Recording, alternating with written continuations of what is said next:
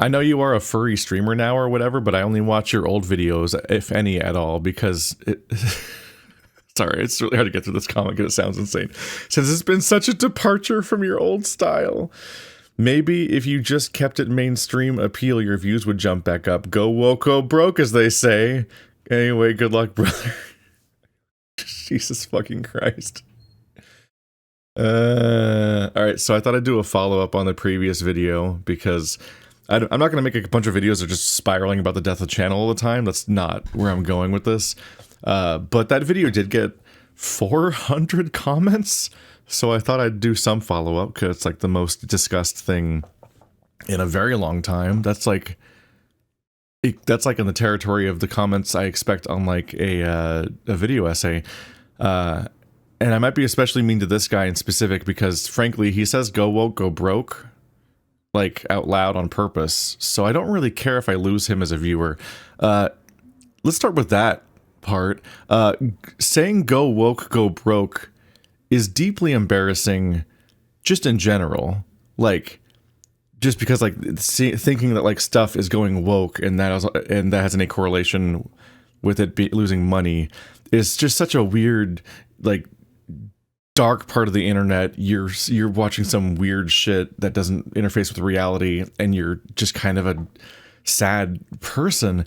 But saying go woke, go broke about somebody's identity is insane. It's like saying that I'm a DEI hire, that I hired I hired myself via DEI, even though I'm self-employed. What do you mean go woke, go broke? It's like the kind of rhetoric, this is the rhetoric that tells people to go back in the closet. That's functionally what you're saying is like, oh yeah, you came out and things are going great for you, but, you know, go woke, go broke. That's the reason why you're not making money. Ha ha ha. Maybe you should try having some mainstream appeal. Go back to pretending to be just a straight guy. What the fuck is wrong with you? Saying go woke, go broke, when it's not even in response to a creative decision in a fictional universe or whatever, but it's literally about one individual's life, is so dark, just so profoundly dark. You can't really salvage it by being like, anyway, good luck, brother. It's like, you don't respect me if you're saying something like that. That's insane. But what is less insane and more of a thing that people did keep saying is, it's such a departure from your old style. And this has been driving me insane, because there has been a number of comments that say that, and it just doesn't make sense. And it's also frustrating because it's in response to a video where I explained this already in the video, but I'm like, all I did was have new thumbnails and be open about myself and then continue doing Let's Plays like normal. Like, I upload my current schedule is I have 5 quote-unquote main schedule Let's Plays per week, and then 2 stream VOD style ones, which is like, there's always been like this big, this thing where I do multiplayer streams on the weekends. I've been doing that for like a decade, and it's just always been like, okay, where do I distribute that in the schedule? And my approach has been to currently have a 2-hour part 2, part 3, and so on, of normal playthroughs happen 5 days a week, and then have some kind of like multiplayer session thing happen the other 2 days of the week as like kind of like my weekend, except they're not on the weekend exclusively, and they're spread out slightly to just have them be a bit more spread out, especially since they might be the same game, so I don't want them to be back to back. That just made sense to me. But like this new schedule, the new thumbnails, none of that has changed or become more furry for the most part. I just happened to upload a furry visual novel on Wednesday. That's it. And like, that's just how my entire history of doing Let's Plays has always been, is when a particular thing takes off and does well, like, obviously you give the audience more of what they want.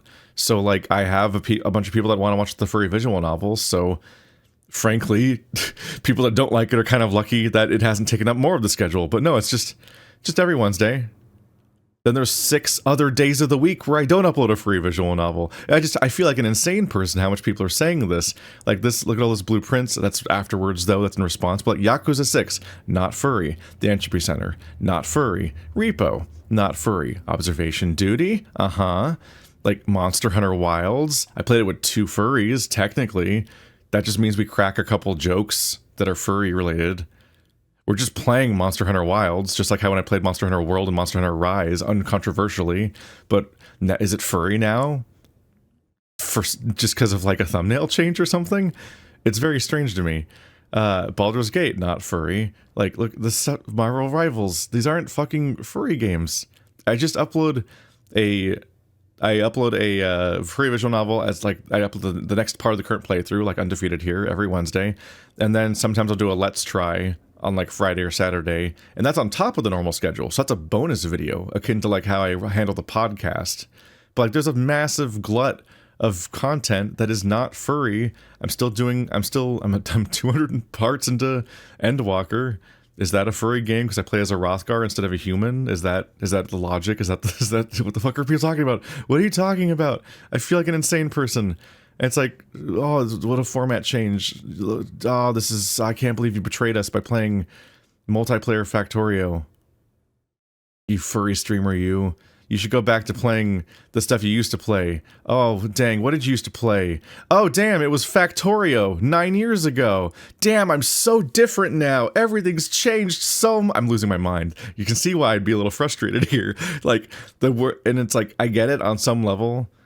People don't criticize things well. They don't give good feedback most of the time. So but a lot of the process of being a creator is having to look past the things people say and try to figure out what they actually mean.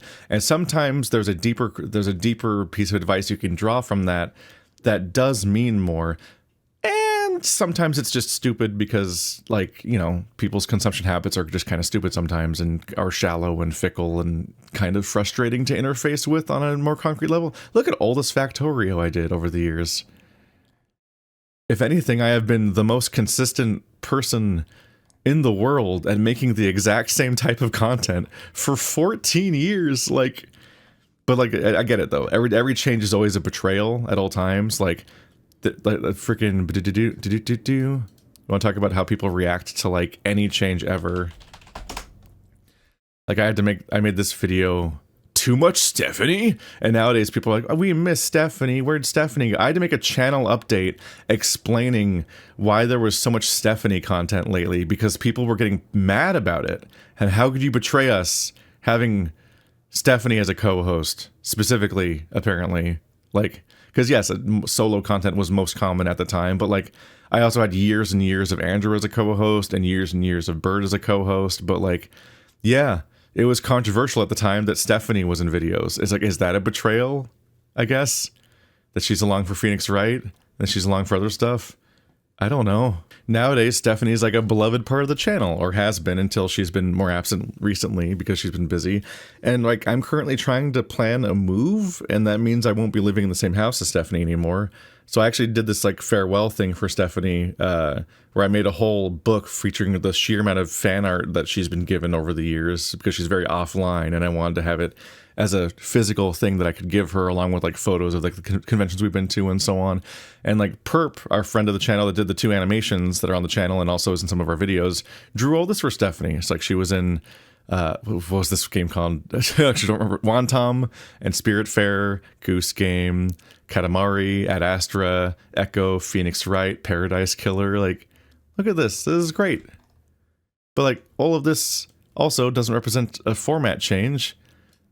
Happening to play a game that has furries in it isn't a format change, and happening to have Stephanie in some of my videos sometimes is not me changing as a streamer, because I've always had co-hosts the entire time. But every time I do anything like this, it's always seen as a departure from my old style, and that's always just strange. But there's always like a recency bias. There's always like a thing that goes on here, and this is a bit of a thing that happened here with Yakuza. The second most common type of comment was probably, or actually, this actually might have been the most common kind of comment, was people complaining about the Yakuza thumbnail. Just some people don't like this. To be clear, when this thumbnail was premiered, it had a ton of positive feedback. So there's 2 separate camps here that have a different social context to comment in.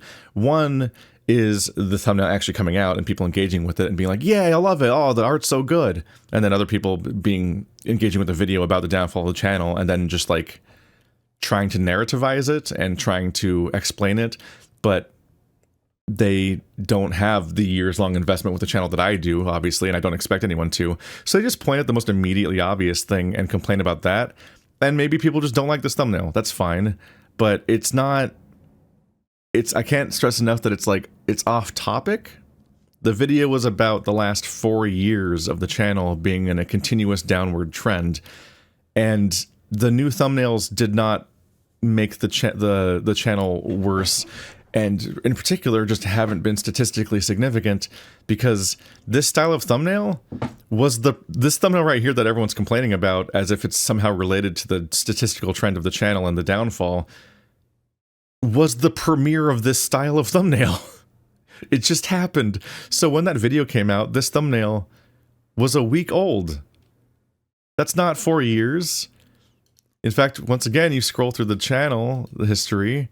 Oh, look, it's the same thumbnail that I made all the way back in like 2015. It's just the little sidebar with the number and the guy. I made that style of thumbnail all the way back in Everybody's Gone to the Rapture. I still remember that. Let's see. Did you listen to my thumbnail folder, archive? Everybody's Gone to the Rapture. There we go. I can see because like there's the version where I first premiered this style of thumbnail with the sidebar, and I remember it because I had an older one that I hated more, which is my old style of thumbnail before I made that switch. So all the way back when this was a new game is when I switched to that thumbnail, and I've used it ever since, on and off.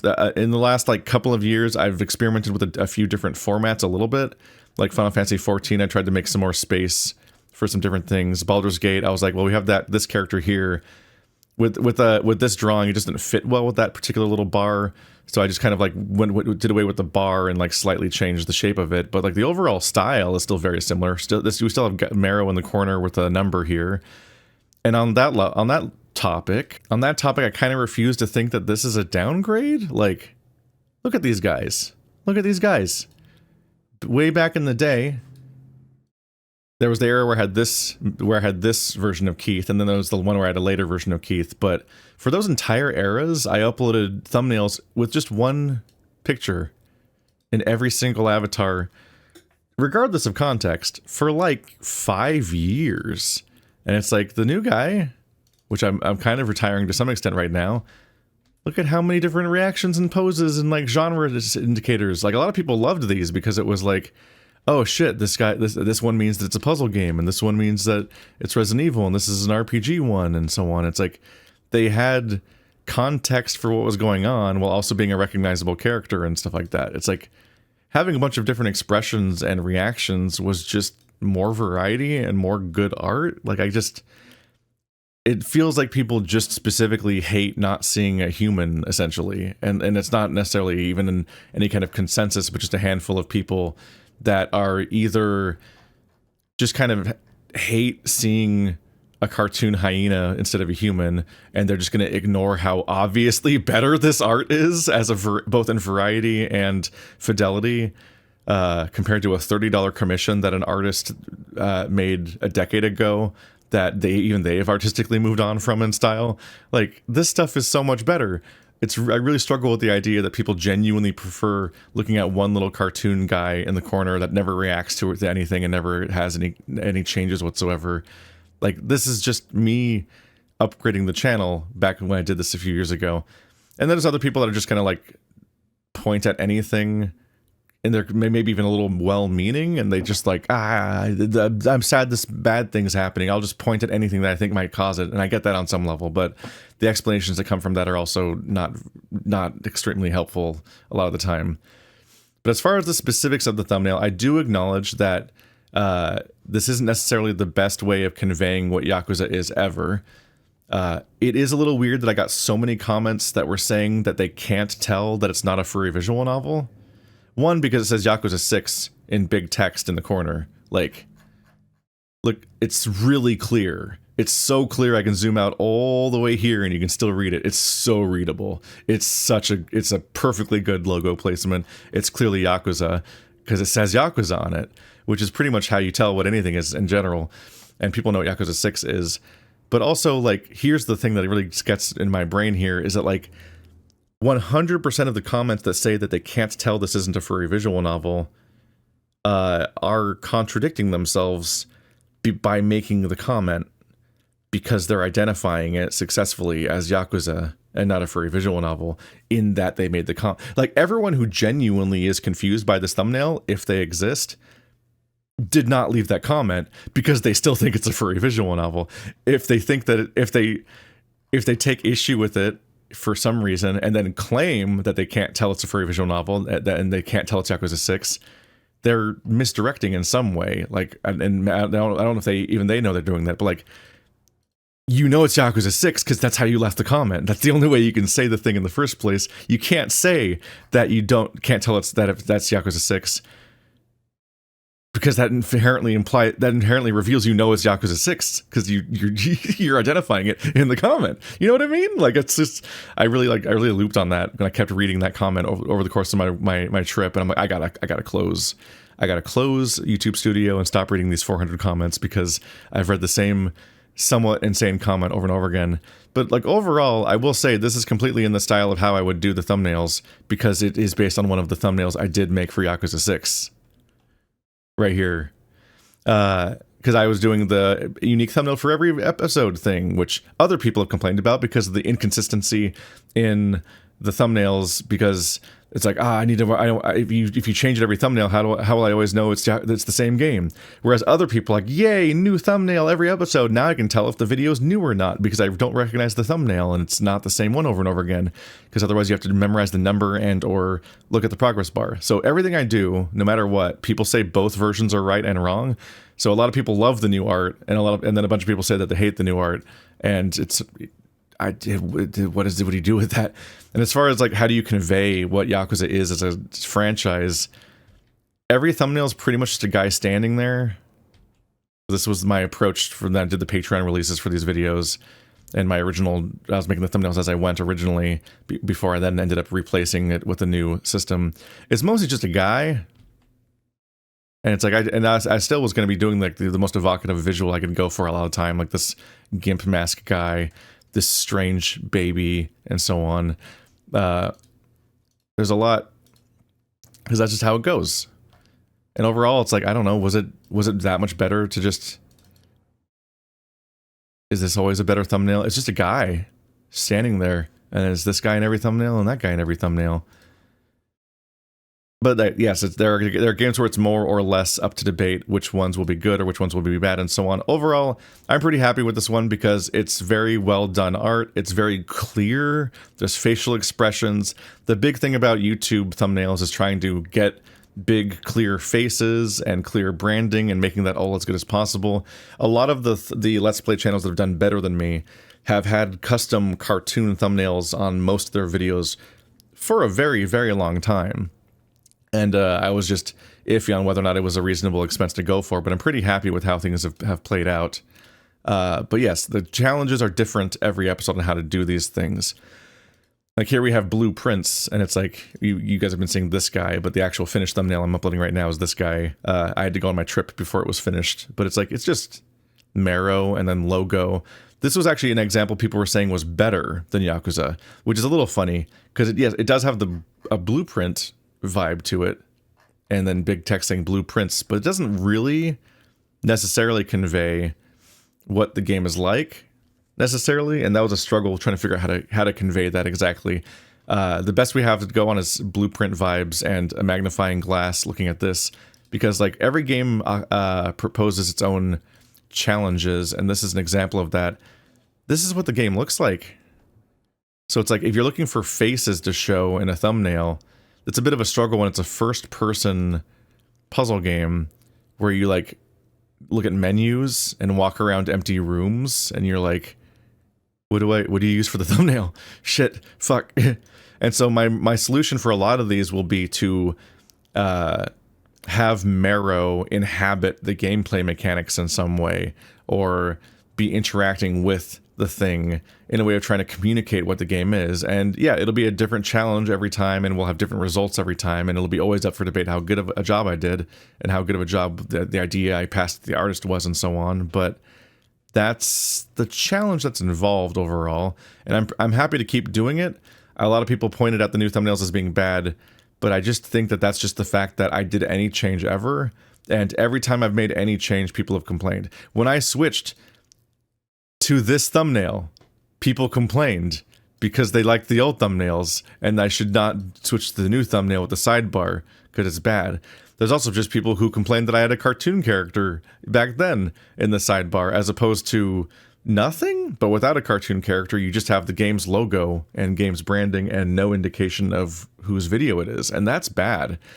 So having a cartoon character is definitely better than not having a cartoon character, and those people are definitely wrong. But overall, it's just like, it's not statistically significant to point at the current setup, because the way I premiered this thumbnail was with a relatively out of date and not very popular puzzle game, and then Yakuza 6, which people are pointing at the thumbnail as if it's why Yakuza 6 is underperforming. But overall, I think the reason why Yakuza 6 is underperforming is because it's Yakuza 6, which is a bit of a barrier to continue, like, because like people in that very same thing were complaining about how like it's impenetrable to join in on Final Fantasy this many episodes in, which I also get, but I also don't upload Final Fantasy 14 expecting people to perform well and be my most popular series. It is just a thing I'm doing for funsies, and I intentionally make the videos longer and longer and less frequent so that I can minimize its negative impact on the channel, so that people who want this can have their big marathon episode every now and then. But I'm not spamming Final Fantasy content because I want to, like, the fact that it's episode 225 to negatively affect the channel. But like, this is like an example of not having furry branding. So if these thumbnails having this branding is bad, then these thumbnails having completely different branding, like, that's, you can't use both arguments at once. Like, this one's bad because it's super deep in the series, but this one's bad just because of the thumbnail. Like, no, this one does badly because it's Yakuza 6. It's the 7th game chronologically in the series, because there's also 0. And in particular, Yakuza 0 did well for the channel back when I uploaded it in 2015, because that was a brand new game. But that put me in a bit of a pickle, because they made Yakuza 0 after Yakuza 5 and before Yakuza 6. That's when they made it in real life timing. So I then needed to play Yakuza 1, 2, 3, 4, 5 in order to get caught up before I could play 6. So now that I'm now playing 6 like 9 years after it came out. So I think Yakuza 6 came out in 2016. So like, this is just me playing the 7th game in a series 9 years after it came out. Like, that explains its performance way more than the fact that I chose to draw Kiryu as a dragon, or have Crimson draw Kiryu as a dragon, or that I chose to have it emulate a particular joke that is in an actual side quest in the game. But overall, this is a real scene in the video game, and that's why it's the thumbnail, because it was funny, and that's basically the thing. But yes, on some level, I'm threading the needle a little bit of like, hey, furry audience, a little bit of a evocative thumbnail, but also, hey, Yakuza audience, this is a funny joke from the game, remember? If you played Yakuza 6, then it's like, haha, it's that scene.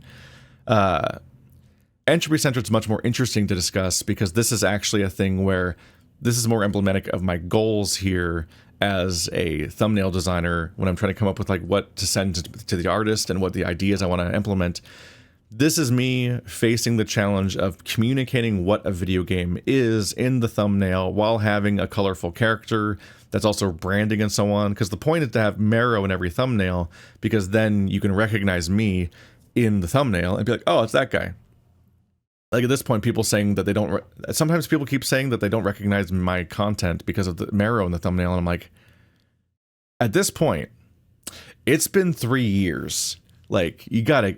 Like, people used to say that about the cartoon characters too, by the way. Like, when I switched from the original drawing that I had way back in the day to the higher fidelity, slightly battle block theater looking armor version in the Demon Souls armor, and then to the other doodle guy that had the blue shirt, every single time people say, oh, I can't recognize this channel, you changed the avatar or whatever. So it always happens regardless. So I'm used to this feedback, but I'm pointing out, since we're in it and we're discussing it as a video, I'm discussing how nonsensical some of the feedback is when it comes to that kind of stuff. But here in particular, Marrow has been in the thumbnails for like 3 years now. I don't think we're going to suddenly bulldoze my entire channel just by drawing him in more situations and higher fidelity. I cannot accept that particular piece of feedback as being particularly meaningful. And here it's like, this is just really good thumbnail art overall. It is facing a particular challenge, which is that we need to convey what Entropy Centre is, which is, for those people that haven't played it, this is a puzzle game where you have the entropy gun, which is functionally usually a rewinding gun, like going back in time, but sometimes it rewinds in physical space, like moving a thing backwards, like a marble going back uphill. And sometimes it rewinds things as in like it repairs them, it de-ages them, and so on. And that is a difficult concept to communicate when the picture is going to be this big for some people. And so you can see the challenge here from a design perspective, which is a very interesting and frankly entertaining challenge to try to engage with. So I have fun trying to figure these things out. But what I landed on was Marrow with Time Gun, and I wanted him to be rewinding an apple, because an apple core is a recognizable image. It means that, oh, somebody ate this apple down to its core. And so if you rewind the apple, you're returning it back to its full shape. It's still difficult to convey the imagery of rewinding an apple. So we have a particular strange thing where half of the apple is full and half of the apple is eaten. Some people will get it, some people won't. But at the very least, you're seeing me hold a weird gun and point it at an object, and it's doing something to the object that is something in some way different than just like shooting it, which does convey that it's some kind of weird sci-fi gun that does something weird that isn't just pew pew, explode it or fill it with a bullet and so on. And Marrow here is just great. I made this Marrow my new icon for the Discord, because I haven't updated the Discord's icon in a couple of years. And it's just a good facial expression. Entropy Centre is big clear text here. You got the part number. Everything's outlined in colors to make it really pop against the background. This is A+ stuff. Like, I don't have any complaints about the thumbnail art that I got as a result of for asking for it. And paying for it, to be clear. But like, this is an example of the challenge we face here. Here's the thumbnail I had for Entropy Centre on Patreon before I updated it. It's somebody's back, and then a logo, and there's a planet horizon, and a smiley face. And this is the best I could do. I kept trying to come up with what to do here. Oh, spoilers for later in the video. I planned these out slightly. Do I not have the other examples here? I guess I don't have other examples here, but I have the Entropy Centre page over here. This is what the game looks like. The branding here, the Entropy Centre. A smiley face computer monitor? I know that this is the gun, because it's this gun right here. This gun right here has a little screen on it. You cannot tell this is a gun in this image, but that's the clearest image you have of the smiley face, which is kind of a character in the game. It's actually the only other character in the game, basically. But like, that's not... What do you do with that visually? Like, this is a nightmare visually. Like, what does that mean? What does this smiley face communicate to the audience in any way about the game? So like, when people say that they can't tell that the Yakuza thumbnail isn't a furry visual novel, you're telling me that you need me to hold your hand as much as possible and basically like spoon feed you what the game is about in the thumbnail, which is not untrue. But if you're going to be that kind of silly about your standards if you're going to be that kind of silly about the Yakuza stuff and claim that it's that much of a barrier to you watching the videos, then look at Entropy Centre. Look at the problem I'm facing here. The branding for this game is like, woman stands in height. The implication of this means she's probably in space. Woman in space? Mass Effect 4? Is this a sci-fi RPG? What kind of genre of game is this? And all the images are not much more helpful. Is this Mass Effect 4? She got gun and is in tunnel barrier. If you really zoom in on this, you might start to think, oh, maybe this is a Portal 2 or something. But once again, gotta remind you that you gotta like be like, oh god, what's happening? Slightly mistyped. Is my notepad... Why does Windows suck now? Sorry, slight tangent. Why does... not my notepad, what's it called? My clipboard keeps breaking. I can't copy paste images on a regular basis until I like restart my fucking computer. Windows is bad. They forced us to update to new Windows and it's just worse. Everyone's noticing this, right? My like every time I click on a thing that's on a different hard drive, it just crashes. I don't know. Just imagine I zoom down on that fucking picture, because apparently I can't. I can't get it into Earth view. But like, if you zoom out on this, it's just noise. It's mush. You need a face to draw you in to even center you on an image. Otherwise, you're like, don't know what you're looking at. And without faces to look at when they're small, this image will just be noise. You're not going to recognize that it's a cube on a light bridge, because this the type of image that works for a screenshot in a Steam gallery is very different from the kind of image that works for a YouTube thumbnail.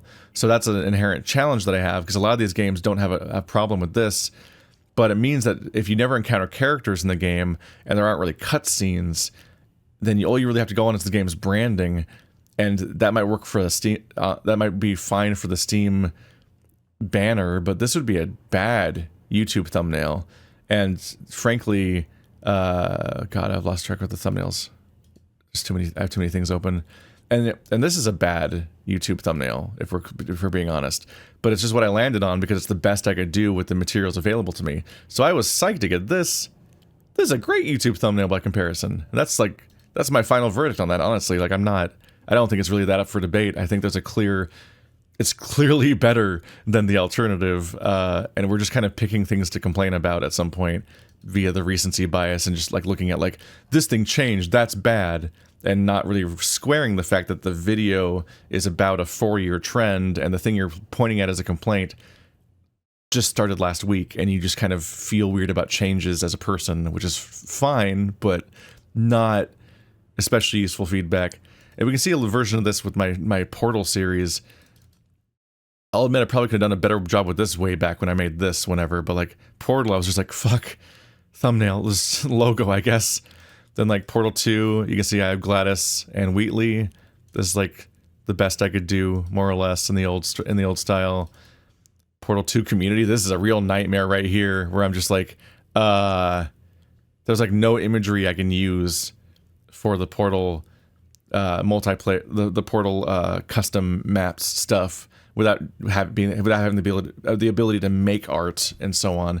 Using the available assets, you're like, I'll just put the text on the screen. And even this was like perpetual testing initiative. That's what it's called, but I don't know if that's really helpful compared to calling it like community maps or so on. But like, this is text on top of the previous text, and there's like an octopus, and then I put co-op on top of it. Like, I kind of refuse to think that the new thumbnails are worse when this is the kind of shit we've been dealing with in the past.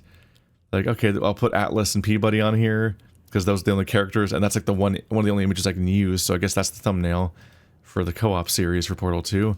Portal Stories Mel. You get a picture of Mel for 5 seconds at one point, so I guess there was a human face for the thumbnail?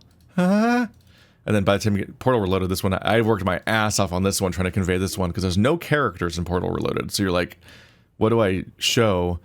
And I'm like, so, okay, the mechanic of Portal Reloaded is that the fucking, these rooms have 2 versions, because they give you a third portal, the blue portal, red, orange portal, then you have the new green portal, ooh, and that gives you access to an alternate version of the room. So I found matching screenshots of the same room, overlaid them perfectly, and then put the portal border there to try to communicate the idea that like, the new green portal time travels or something. But like, is anyone getting that in thumbnail form? Is anyone gonna honestly, like, I've explained it to you now, so you're already looking for it, but like, I would honestly don't know if, even though I worked my ass off on that, I don't know if anyone who watched the series even got what the thumbnail was going for, besides just showing a green portal. Like, it specifically is a matching shot between 2 versions of the room, but I don't know if that even is clear, because you're looking at it on your phone, and you scroll to it and it autoplays half the time anyway, and so on, and that's a whole nightmare. That's my life. This is what I'm dealing with thumbnails. And then by the time I get to Portal Revolution, which didn't do great on the channel, I'm like, fucking, Puzzle Marrow, and that game's core that talks to you, Portal logo with the circle with the blue and the orange, Portal Revolution. It's a struggle. It is a struggle to make a thumbnail when you can't just draw very well, because you're using the assets provided. And when you get to these things, these are fan mods, so they have even less press material than anything else. Between Portal Stories Mel, Reloaded, and Revolution, those aren't releases that are retail, so they don't have to worry about branding that much, because they're not even necessarily trying to make money. So I don't have anything to work with, and these get increasingly dire as it goes on.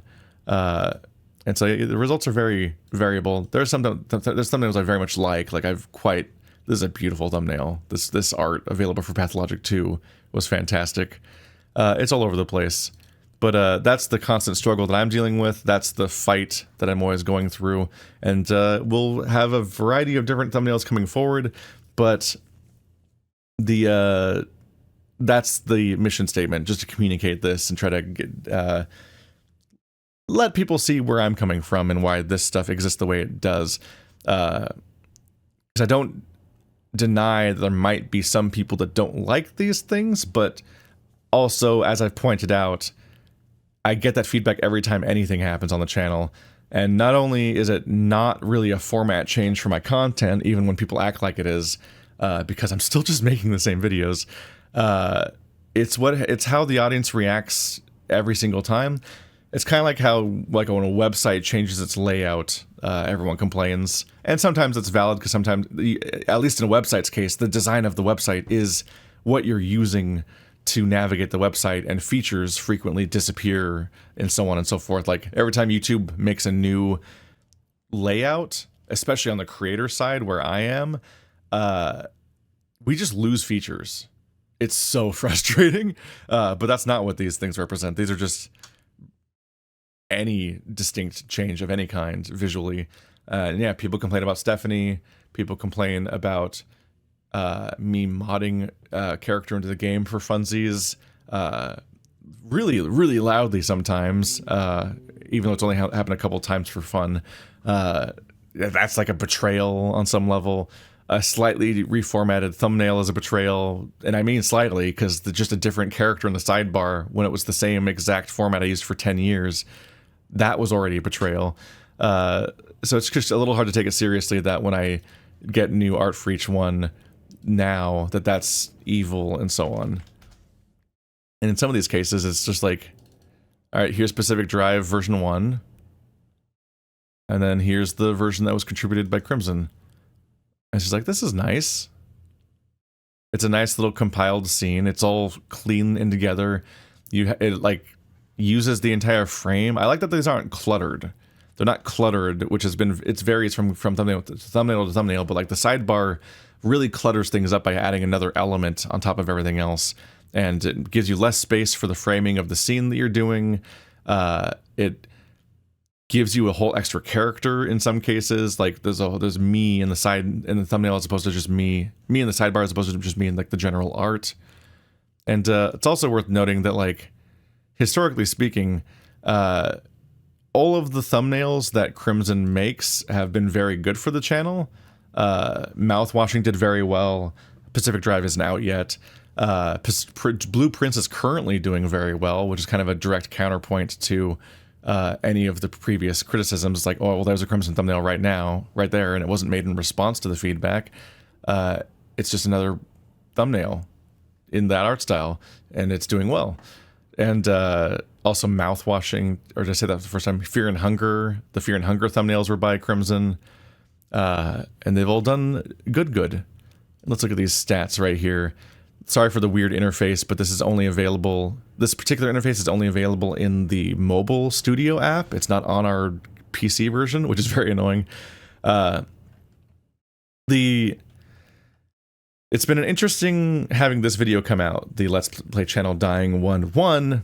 It's there's a bit of an irony in that it's instantly the most popular video of the entire month, followed by me doing this video in a bit of a panic that also is doing pretty well. So that's a good sign. I'm happy that's happening. I don't know if this led to the other. Like, I don't know if this led to people interacting with the channel and then that led to people then bridging over to the other one in real time, or what was going on there.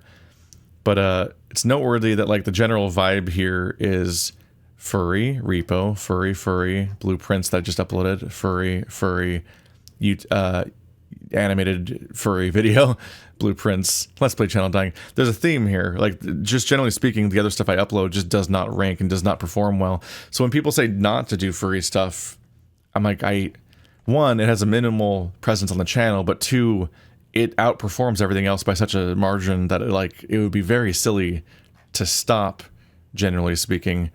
And we can especially see that in the long-term one over here. This is us on the last 365 days. So this is the top performing videos of the last year on the channel. Immediately, let's try the Forest Legends, 151,000. This has outperformed some of my video essays, which is actually insane. And then Perp's Echo animation, based on our playthrough of that, which is hilariously more popular than the entire series it's based on, probably. Polydog Patrol, another Let's Try of a furry visual novel. Ad Astra animated. All right, seeing a trend here. Critter Cove, not a furry visual novel, but is a Animal Crossing style game where you can pretty much create your own persona in the character creator. So it's kind of it is more kind of a furry game, although it is also it is still furry the way that like Animal Crossing is, and everyone loves Animal Crossing, so that's crossover. Riven, a not at all furry game. There is one. It's good to know that there's still some of my audience for puzzle games that's still around, although there's not a lot of missed likes, so it's kind of hard to capture that very specific audience, so I'm happy a Riven remake happened. And there's the Ware Cleaner, which is a particular case of me playing an entire video game in one sitting because the Ware Cleaner just isn't very long. It's both kind of furry, but also me covering an indie game in its entirety when it was brand new, and that did pretty well. Fear and Hunger is in here. That's actually remarkable because Fear and Hunger, I don't think, came out in the last 365 days, the videos. So I think it's just an evergreen video, which is nice. That's rare. I have not had evergreen videos for a long time now. It used to be when I opened up my feed, I constantly got notifications about like Wasteland 2 and stuff like that. Not Dead Island, the zombie game for Microsoft. I forget what it's called. Certain games would be my top videos for like literally years, and that was incredible. And that's part of why the channel did better in the past, but it's also like maybe a hint at how Let's Plays might be trending downward, is that all of those older videos that did well for so long, like The Witness, just stopped. They just stopped being relevant forever, and new videos never became relevant the same way. And then we have Let's Tries for Rusty Punk and Help, I Got Lost and Found Village. It's got a giant light novel title that doesn't fit, and I don't ever remember it in its entirety.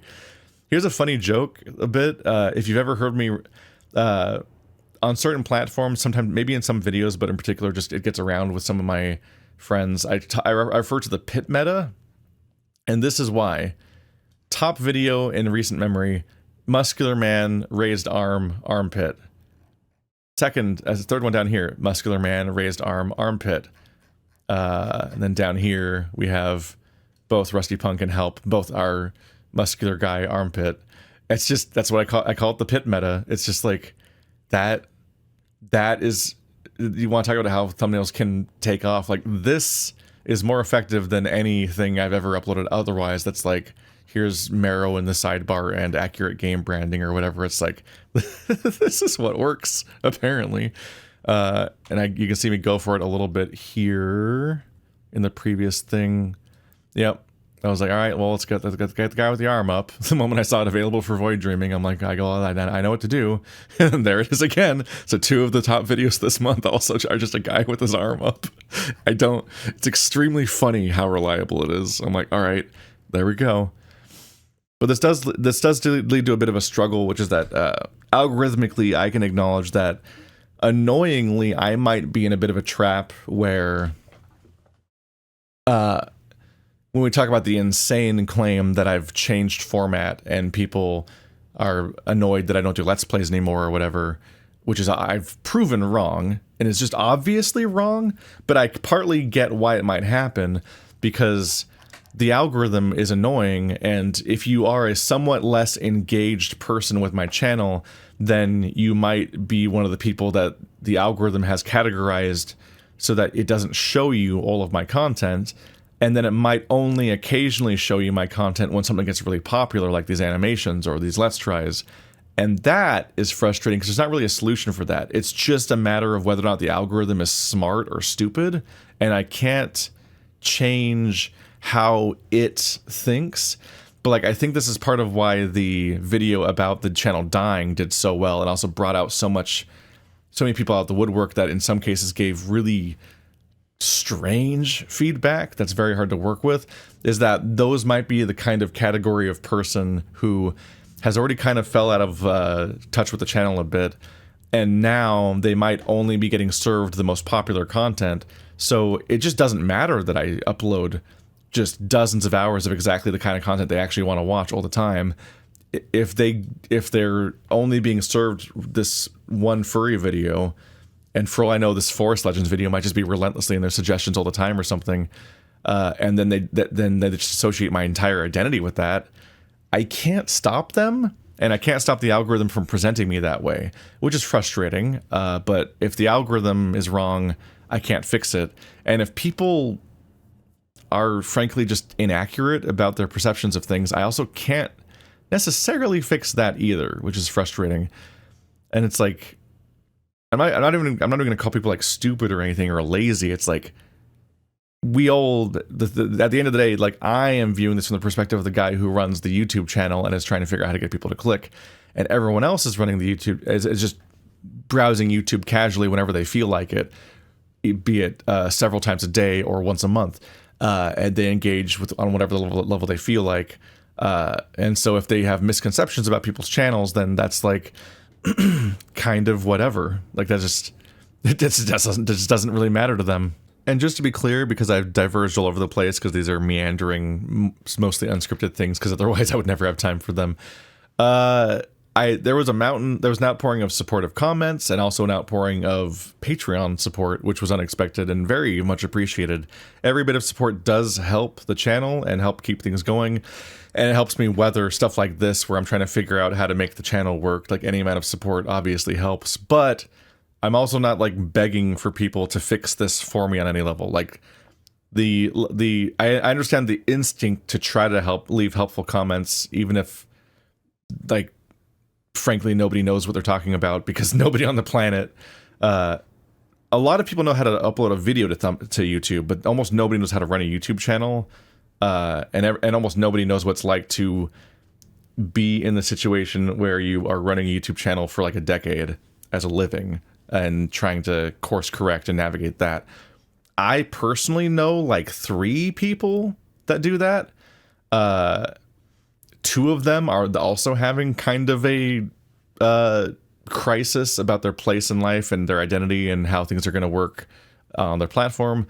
And the other one's probably Illusory Wall, who's just like, kind of, I think, just business as usual and just kind of chugging along and doing the same kind of videos he's always done.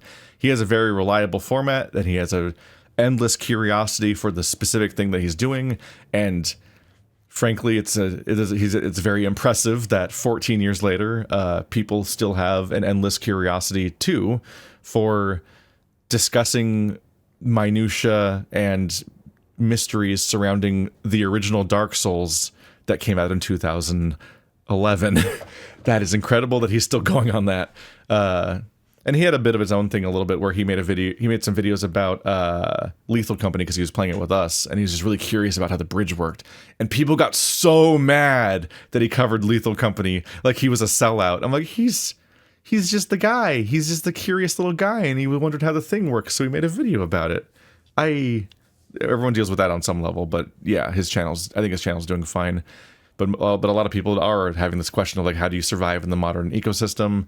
And in particular, how do you do so without becoming what you hate? Because in a lot of ways, YouTube rewards horrible people for being horrible. Most of the top YouTubers seem to be disaster humans. Like, just the worst creatures. Like, at this point, it's almost trite to mention Logan Paul filming a dead body in the forest because of how many more horrible things he's done, including having Donald Trump on his podcast and being one of the many people that kind of helped get him elected and so on. It's insane. So don't want to be any of those things. And so I want to just reaffirm that my overall goal is to keep doing Let's Plays. We'll see if the quantity or style changes, like as far as like formatting goes, of the videos. Right now, I think I'm going to, like the current plan I'm kind of implementing a little bit, which you saw a little bit of with Blueprints, is that I'm thinking of reformatting towards having 3 videos a day. 2 of them will be my quote-unquote real videos, like my main schedule, my current playthroughs that I'm currently playing through with all during my free time, and you know, like Blueprints or The Witness, like stuff like that, like a series. And then the 3rd video of each day will be a multiplayer video or a podcast or one of these style videos where I ramble on about something, because I'm going to try to come up with a topic every week from here on forward and see if I can come up with something to talk about. It'll be more concise than this because it won't be such a big rambling thing that's in response to comments. And it might be like slightly evocative or about something slightly controversial or me weighing in on something or who knows what. And that'll be happening once a week just to see how that does, because if I'm right, it honestly might outperform almost anything else I upload to the channel. And that'll be like there'll also be a weekly Let's Try most of the time, just like normal. This is another example of a thing where I get mutually exclusive feedback that I can't satisfy everyone on, because on one hand, people complain that I spam their inboxes with videos, which is a little funny because one of my goals when I switched to 2-hour videos, I had 2 goals. One, longer content seemed to be performing better, so I was trying to lean in on that a little bit, but also making that content in that format meant I could upload 1 video per day, and that'd be the one video people focus on, and it might give that the video more chance to succeed, but also it means less spam in people's subscription tabs, and it makes me a less annoying person to be subscribed to. There was an era where I uploaded 7 or 8 videos per day, and that was the peak of me growing back in like 2014 or so on. I was also kind of killing myself running the channel, and that was a very different meta, I guess, and might not be rewarded in the same way today. But there was definitely a time where just spamming videos was a thing. I'm trying not to be there, but I also want to maintain an output, because I can't satisfy both. I can't make shorter, because people are saying that the long videos are too overwhelming and too much to get through, and they have to like stop and come back later and so on, but then it's too hard to manage and keep track of where you left off, because YouTube isn't always good at the whole remembering bit, and also it's hard to remember if you finished a video or stopped midway through it, so on and so forth, and I get all that. But I can't make fewer videos and shorter videos unless I'm just gonna almost stop making videos, because if I make fewer videos and shorter videos, then I'm gonna be playing like 1 game per month, or even less than that potentially. I will make such slow progress through a game, and that would have to be the only game I'm playing on the channel, unless we want to also split it up with another game on rotation, in which case any individual game might take 3 months to get played through because of how slowly the content comes out. And that's its own thing. Some people say the content comes out too quickly and they can't keep up with it. Some people say that the content comes out too slowly and they get bored and they just go and buy the game or watch somebody else. Some people say that I'm too late to get to games, and so I don't cover them at launch. And so they don't have watching mine because I don't get to it until too late. But then other people say that whenever I upload content of new games, they can't watch it because spoilers, and they got to play it themselves. And then by the time they play it, they forget about my content and they don't come back to watch it. You can see the struggle here is that all of the feedback is mutually exclusive and contradictory in a very frustrating way. And that's not anyone's fault. That's just my problem. That's my job, is to navigate that and test it out. But that's why we experiment, and that's why we move things around, and why we change formats over time in that way, is that I need to test myself what the actual things are that work, because everyone will complain about everything I do, and also everyone will say that every option is the right way to go, and people are wrong.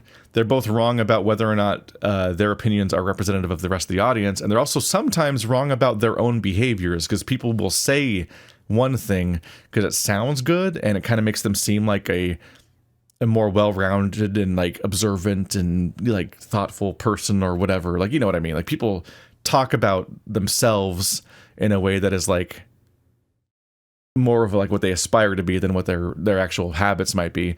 And then they turn around and do a completely different thing. So sometimes if you ask people what they want you to do, and then you do exactly what they want, you are then punished because they are wrong about what they actually want, as far as like when it gets down to the granularity of like what people will actually do when actually push comes to shove, and like it's like they're settling down after work or whatever, and like what will they actually click on? Which one will it be?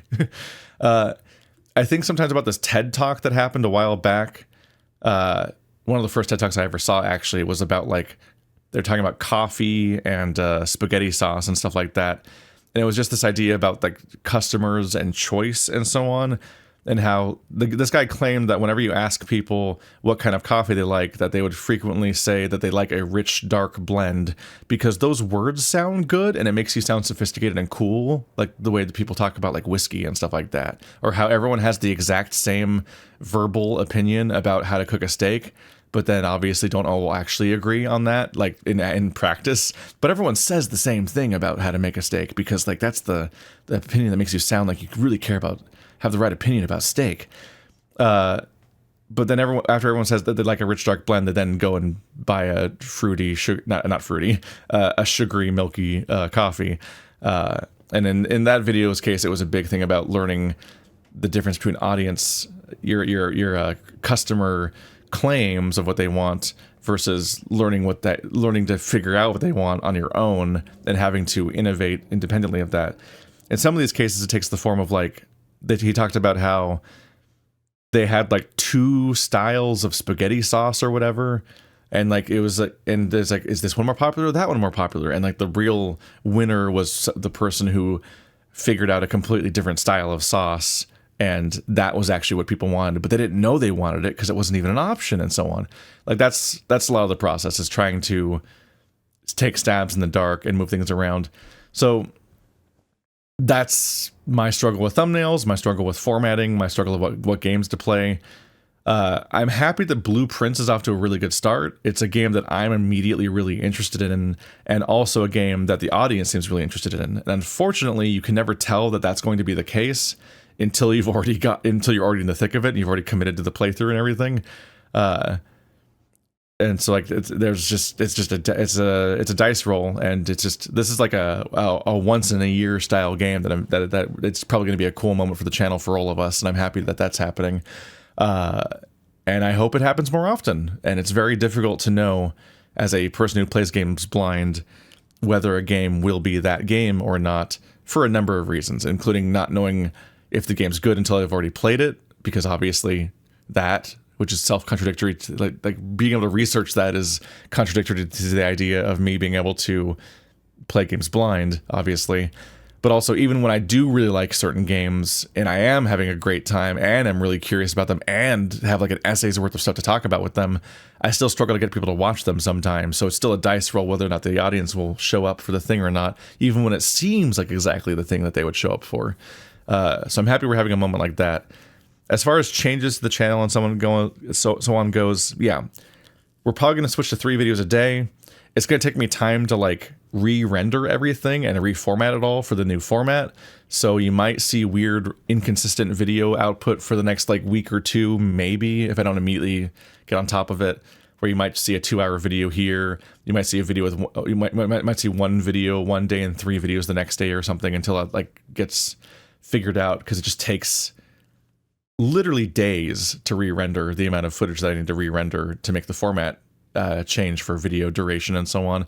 The video output might also be less consistent in that the end points for videos might be more awkward, because I didn't know at the time of recording that I'd be ending the episode there, because I currently plan when the episode's ending in the video most of the time. So you might even hear videos like, wow, yeah, we're still in part 1 of this. We're only 2 hours in, and it might be part 3 now, because I've cut the videos up to see if that is more what people enjoy and so on. There's going to be inconsistencies like that for a bit. Blueprints is a game where I am recording it intentionally for shorter videos than that. And so that'll be the exception right now, and that'll become how they all are once everything gets caught up with that. But I do have a big backlog of videos right now. In Blueprints' case, I'm aiming for like a 45-minute episode, but I'm also trying to keep each run in its own video, so it's really up in the air.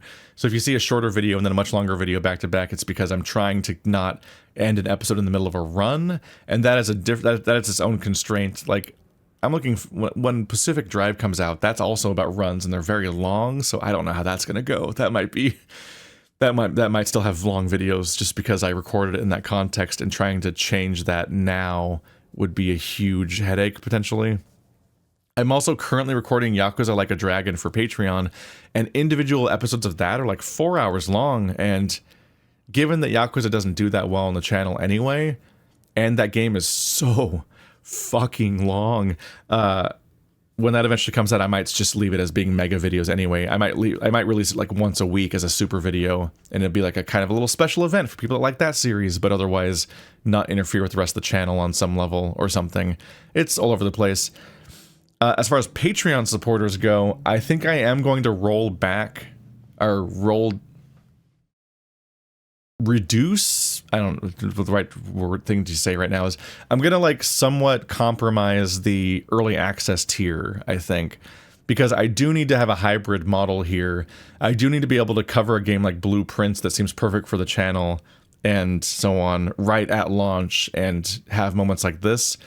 So I think there's going to be certain games that just seem like these are the chances to grow the channel, so I'm going to cover them right at launch immediately, and they will not be on Patreon early access. They will just be coming out to the public, and it'll be just about capitalizing on that public chance to grow. And then when I play an older game, like a Zelda game or so on, or a Metroid game, or even just indie games that I'm like 4 years late to get to and so on, those will then probably go on Patreon first and just get in line. And then once they come up chronologically, they'll be released to the public. I think that's going to be the new hybrid model, because yeah, like just like with Riven or Mars Vice, which are some of the games that have performed really well over the last year. In those situations, I do need to be able to just like cover it immediately, just for the survival of the channel and so on. So I hope everyone understands that approach. As far as some of these games go, if they're long enough, they might then pivot over to starting to have early access videos on Patreon. Like, I think Blueprints might be a long game, so the first like 5 to 10 episodes could be really vital to just like having the public growth. But at some point, there's diminishing returns, and there's less immediacy, and also I will get further ahead on recordings compared to the public releases. So at some point I'll have a backlog, and in that case, those videos may make their way onto Patreon early access for the people that want them and to further reward things. But in games like Mars Vice, a game like that is so short that if I jump on releasing it right at launch publicly for the sake of growing the channel, which that video did do well, that's it. The game's already over. So in cases like that, it probably never makes it to Patreon. So stuff will still make it to Patreon. It's just that alongside the multiplayer streams, some of these new releases that are like a little zeitgeist moment might not make it to Patreon early access because it just doesn't fit the format in the same way. But this is all really in the weeds for behind the scenes stuff overall. Let's see. Was there anything else I wanted to try to talk about this episode? This long ass... Oh, we're already an hour in. What have I done? Yeah, I think I'm going to wrap things up here because this is already too long, and I just want to say thank you for your 400 comments. A lot of them were well-meaning, and a lot of them were just straight up positive and affirming and so on. And yes, it's not your responsibility to change your habits to make my channel succeed. It's my responsibility to figure out how to get you to watch my videos and to address that issue and how to survive in the algorithmic context that I exist in and so on. The goal of the video was just to communicate and tell you what's up. Patreon support is definitely appreciated because of that, because it's how I go and how I do. I definitely did not read all of the comments because people were taking it as this is predictable, honestly, but like, yeah, you bring up a video like this and it becomes like kind of people's opportunity just to air every unrelated grievance that they have against me in general. Like, up to and including, I don't like how you commented on this video on this game 4 years ago, and I still have a grudge over how your commentary on that game was 4 years ago. And I'm like, okay, like at some point, I every time I tried to read the comments, I would hit a threshold where I'm like, I can't keep reading this. This is genuinely bad for my mental health, and I'm supposed to be on a vacation, and I'm not going to comprehensively dive through them all because of that. And yeah, people were writing 1,000-word essays in the comments, which is well-meaning and appreciated, but also like I cannot go through every single one of those, and I cannot respond to all of them, and some of it was like harming me to read, so I'm not going to fully commit to that. But I think I've addressed some of the points, and I'm trying to do my best to frame it in the way where it's like it's not just me disregarding all criticism and all feedback, as if I'm so smart and clever and super, but also having to acknowledge the reality where a lot of the feedback is extremely contradictory, either amongst each other because everyone's saying opposites of each other, or sometimes the feedback is literally self-contradictory within the same comment. And also just the fact that like almost nobody commenting has the perspective and experience that I have, so they're doing a lot of the I've just been introduced to this problem Band-Aid style solutions that feel intuitive on some level to some people, but like in many cases I'm just well beyond that, or I'm even intentionally experimenting with the thing you're talking about and consciously, and I know about that, and so on and so forth.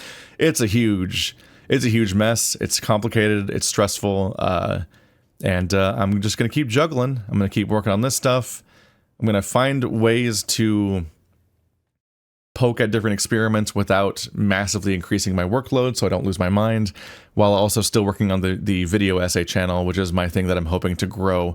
And if I can get more video essays out, that might become my more primary revenue stream, which is good for that's good for variety, two different algorithmic landscapes as far as genres of video go, but also just gives me kind of a new way forward in the future and so on that is hopefully encouraging.